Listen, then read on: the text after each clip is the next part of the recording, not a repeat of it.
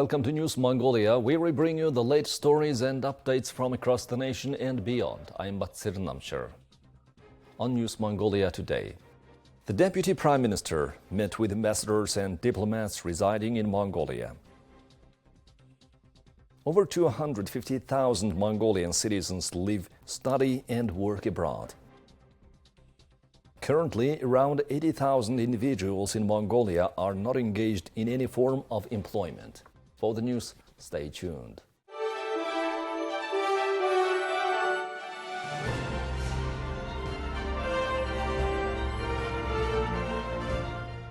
Deputy Prime Minister Amr Sakhan met with foreign diplomats to reaffirm Mongolia's commitment to regional development, highlighting the importance of reducing over-concentration in Ulaanbaatar and ensuring balanced national growth. Mongolia adopted its first regional development plan 24 years ago.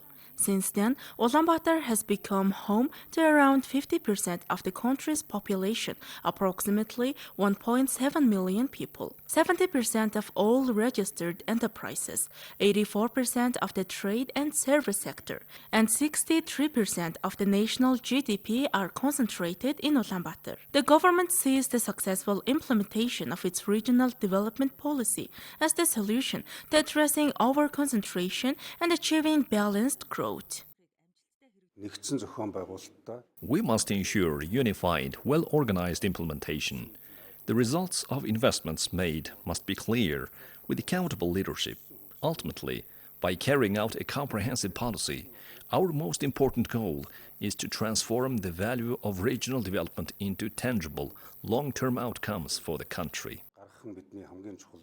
Many countries have advanced by adopting regional development approaches. International cooperation and experience sharing are considered crucial for successfully realizing Mongolia's regional development strategy. I think regional development is really a key, towards building a better future for all here in Mongolia, one that leaves no one behind, which is very important for us as United Nations. We, as a newcomer to this country, I see tremendous potential for Mongolia. You have tremendous wealth. You have both opportunities and risks. You have the opportunity to make use of your wealth while at the same time minimize the impact on your environment and ensure that everybody can benefit. And I think that's going to be the real challenge for your leadership going forward, inclusive development, and making sure that those that are most removed from Ulaanbaatar have real choices, whether to migrate or not to migrate, and hopefully be able to see a future for themselves where they are. So the United Kingdom is supporting the projects in a number of ways. We're currently in discussions with Ulaanbaatar City about supporting the metro project, which is going very well, and we're having very useful discussions. And I'm grateful to the governor and his team for all of the work they're putting into that. But the United Kingdom has a unique offer in the City of London. We have a concentration of financial institutions, we have the London Stock Exchange, and we have a number of arbitration and dispute resolution mechanisms. So what we're working with the Deputy Prime Minister and others in government to do is to set up a similar mechanism here in Mongolia that would benefit Mongolian businesses, but also international investors, to be able to have a centre of financial arbitration, bring a concentration of financial professional business services. And what we've seen in London is that success builds success. Well, we just had a very, very productive and fruitful meeting with Deputy Prime Minister Amr Sakhan on regional development policy, an issue that we believe its importance cannot be overestimated. It's of prime importance for the country. This country having a vast territory, a sparse population, a high concentration here in Ulaanbaatar, and of course it's in the country's interest to keep the balance between the regions, the rural space, the urban space. This is very, very important, not only to prevent an exodus from rural areas, but to valorize them. They are assets, they are benefits benefits on all counts. There are economic benefits. They provide shelter, a space to live, a space to gain income, etc. So preserving that and developing its potential to the full is a key objective that this country is pursuing, and we fully support that. I believe that the regional development policy is very important to Mongolia, because Mongolia is such a country with vast land. So imbalance among the regions is just quite normal. Just as China, as the biggest developing country, we also face the imbalance among the regions. So we divide the whole country into 4 different regions: the east coastal areas, the northwest, the middle, and the west. So we allow the east coastal region to develop first, then followed by the others. Though I think Mongolia is taking the same approach and the same thinking for the overall development of the whole country. So I believe it's just on the right way for Mongolia to carry on this regional development policy. And I believe with the efforts of the all sectors of the society, and with the big support from the central government and the different local governments, I believe this policy will achieved and will be very important for the Mongolia to achieve the sustainable development. To ensure the regional development policy's success, the government plans to strategically allocate funding from various sources to support and accelerate development across all regions, including the state budget, foreign loans and aid, local government funds, public-private partnerships, and other financing mechanisms.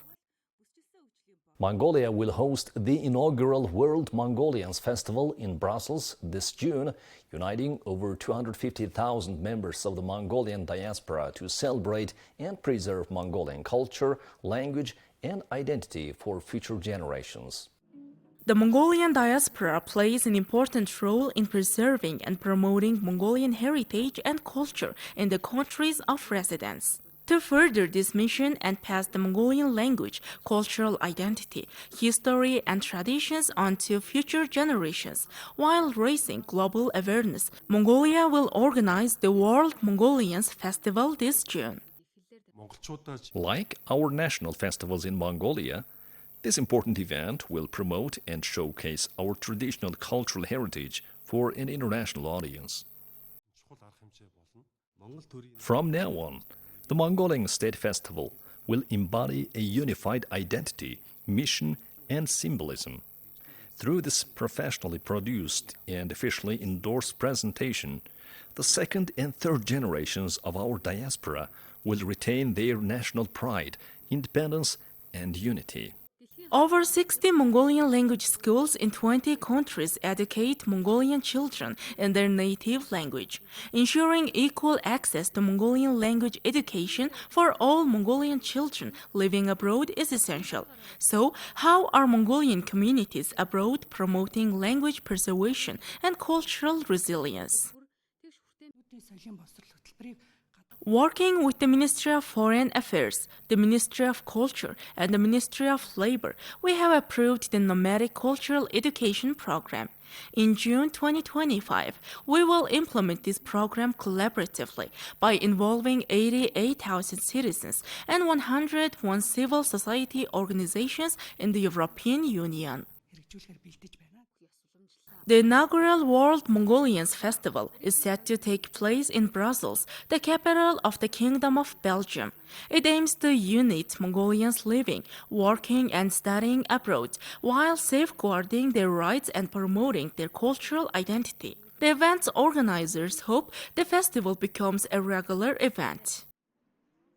With over 80,000 people in Mongolia currently unemployed, the government is ramping up efforts to guide students toward 130 identified in-demand professions, yet awareness remains low.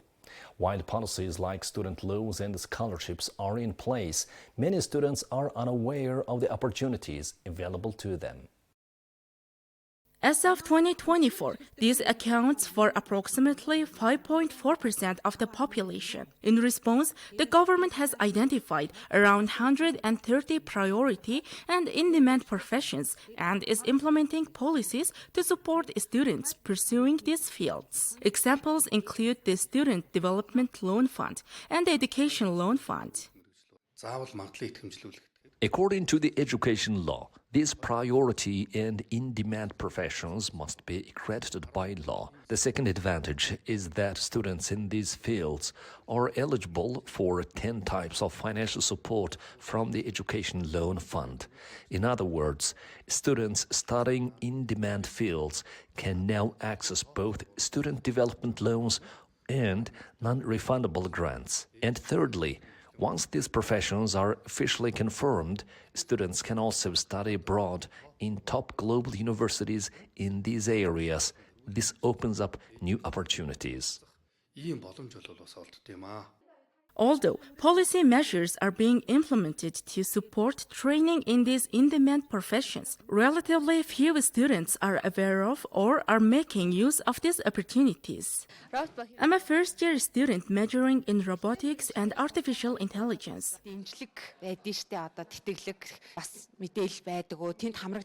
I think there are, but I haven't received much information about it. My knowledge about it is very limited. I haven't really come across any info. Since I started studying the major I chose, which is automation of electrical systems, I researched and found it's a highly demanded profession in Mongolia. That's why I chose it. I just heard about it now. Similarly, other countries have also identified priority professions based on their labor market needs and are actively working to attract talent in those fields. For instance, in Germany, the private sector takes a proactive approach in training the professionals they need. In Germany, there's been a shortage of skilled professionals in artificial intelligence and IT sectors in recent years.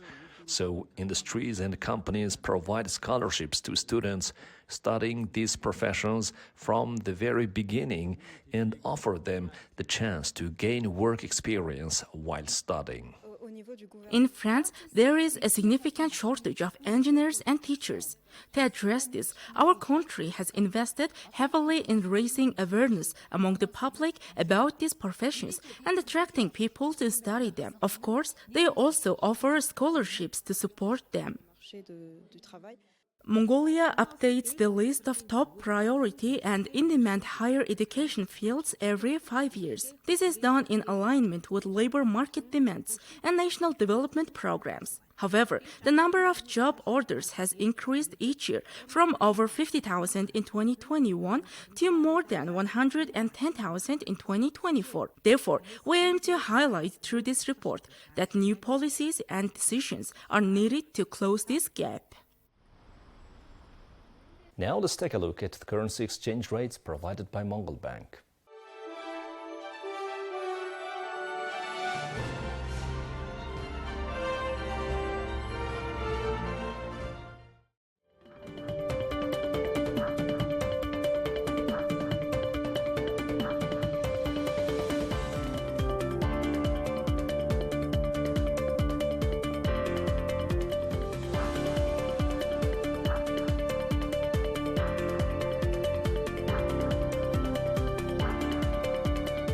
Well, that's all for today. Thank you for staying with us. We'll see you tomorrow with more news and updates. Goodbye.